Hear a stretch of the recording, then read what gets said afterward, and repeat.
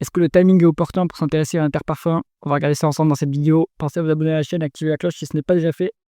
On commence tout de suite avec le cours de l'action. On voit que ça vivote depuis 2021. On est sur un range, ça latéralise.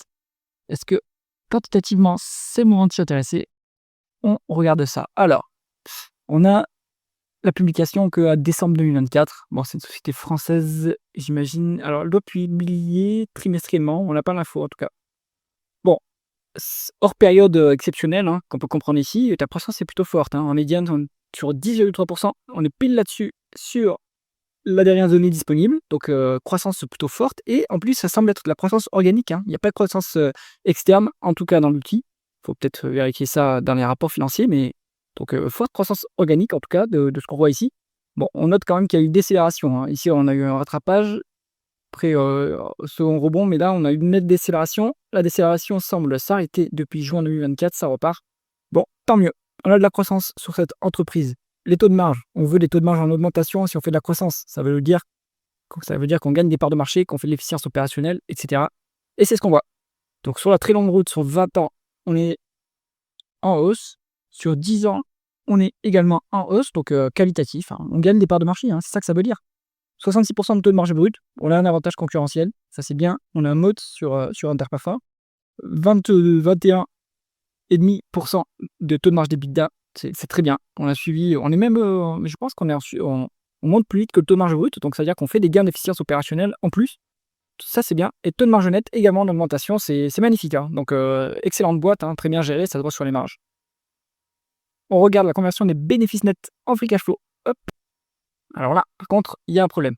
On n'arrive pas à convertir une grande, à peu près 1 milliard. On a à peu près 1 milliard de différentiel entre les bénéfices nets et les free cash flow depuis, ça se creuse depuis 2020. Alors qu'est-ce qui se passe? Est-ce qu'on a un BFR qui est négatif sur Interparfums? Non, ça c'est dommage. Ça veut dire quoi? On consomme du cash pour financer l'activité opérationnelle. Ensuite, si on regarde cette variation la variation de ce BFR, justement, c'est pire en pire. Donc la boîte, là, elle a l'air de perdre quand même du pouvoir de négociation avec ses clients et ses fournisseurs. Soit elle doit payer plus rapidement ses fournisseurs, soit elle doit attendre plus longtemps pour être payée par ses clients, mais là, il y a un problème. Et ça impacte les free cash flow, hein, malheureusement. Bon, ensuite, on va regarder la dépréciation amortissement face aux dépenses en capital. Depuis 2021, dépenses en capital supérieures aux dépréciations amortissement. Alors, il faut quand même regarder ce qui se passe du côté de other cash items. On a pour 32 millions, donc quasiment rien. Donc ici, vous avez quand même beaucoup de CAPEX hein, par rapport aux dépréciations amortissements. C'est pas mauvais, hein, ça veut aussi dire que l'entreprise est en train d'investir pour l'avenir. Donc il faut que ça se traduise derrière, bien sûr, en croissance du chiffre d'affaires. Mais c'est pas une mauvaise chose non plus. Alors là, il vous manque quand même une partie de l'explication entre les free cash flow, le différentiel entre bénéfice net et free cash flow. Si vous voulez savoir d'où ça vient, allez dans le tableau de flux de trésorerie. Si on est conservateur, on utilisera plutôt les free cash flow pour valoriser l'entreprise. S'il y a de la dette, on utilisera plutôt la VE sur EBITDA. Même s'il n'y a pas de dette, on peut l'utiliser d'ailleurs. Hein, si vous préférez utiliser la valeur d'entreprise sur EBITDA, c'est pas un souci. On va regarder la rentabilité opérationnelle. Elle est bonne. On est sur 9,7% en médiane sur 10 ans.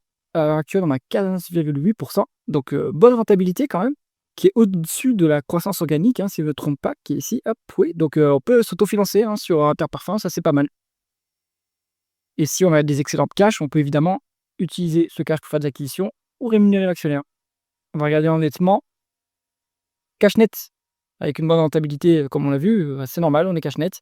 Surtout qu'ils n'ont pas l'air de faire d'acquisition, pas de croissance externe. Donc, si on fait la croissance organique et qu'on a une rentabilité supérieure au taux de croissance, mécaniquement, on va venir gonfler la trésorerie. Hein, et, sauf si on rend une bonne partie de ce cash qui est généré aux actionnaires. C'est ce qu'on va aller regarder. On regarde les dividendes, hop, le nombre d'actions en circulation et du coup le rendement d'actionnaire. Rendement d'actionnaire à 2,6%, ce qui n'est pas négligeable. C'est quand même une société de croissance, hein, donc c'est pas si mal. Là, il y a quelque chose qui me tracasse un petit peu, c'est que le dividende, en revanche, il mange une bonne partie des free cash flow. Hein. Ça mange 75% des free cash flow.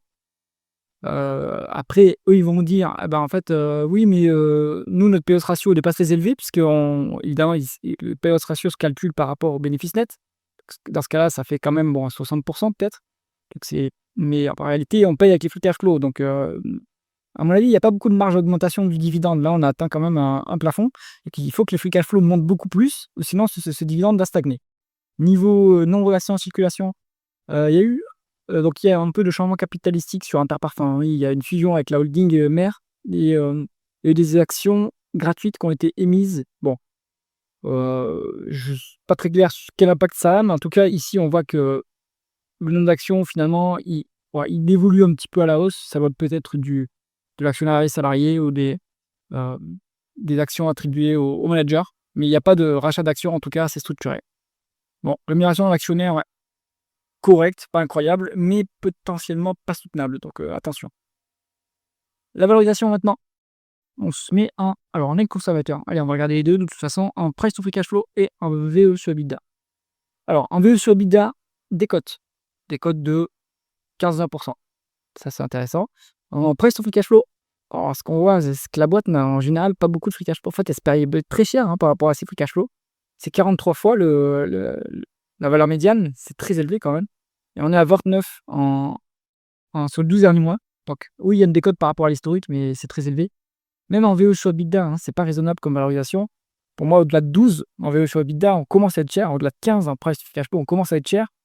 Là, on est très cher, hein, sur Interparfums. Donc, conclusion du dossier Interparfums, vous payez cher de la qualité et de la croissance. Donc, oui, ça se paye cher. On ne vient pas non plus, à mon avis, pour la rémunération d'actionnaire, mais on vient sur un dossier qui est qualitatif.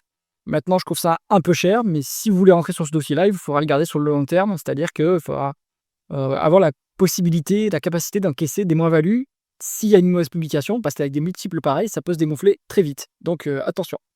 J'espère que cette vidéo vous a intéressé. Si c'est le cas, mettez un pouce vers le haut et pensez à vous abonner à la chaîne. À bientôt.